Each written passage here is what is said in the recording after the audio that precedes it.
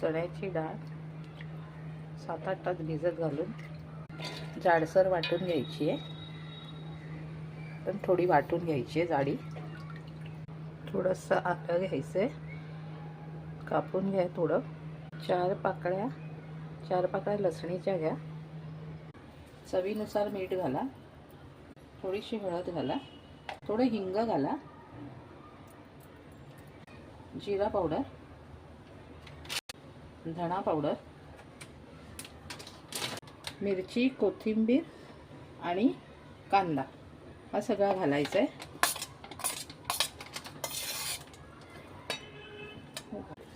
मस्त असं मिक्स करून घ्यायचं आहे.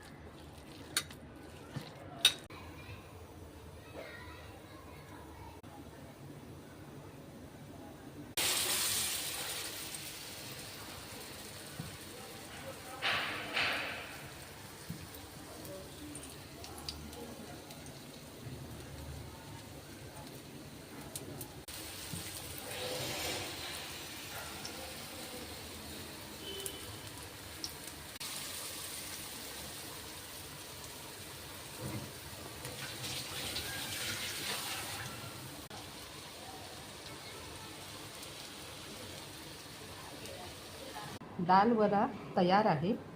त्याच्याबरोबर आपलं खोबरं आणि पीनट म्हणजे शेंगदाण्याची चटणी दिलेली आहे आणि आपण चिंच आणि खजुराची चटणी दिलेली आहे. तर आपला हा खुसखुशीत आणि मस्त दाल वडा तयार आहे. करून पहा.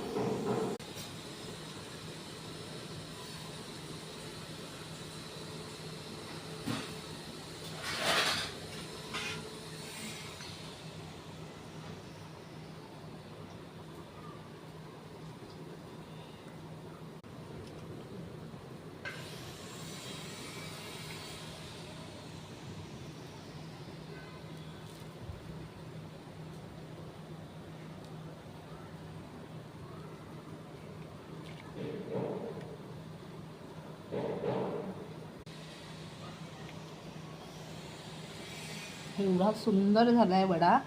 टेस्ट करून पाहिला चटणी बरोबर. आता मी गोड चटणी बरोबर ती खाऊन बघते.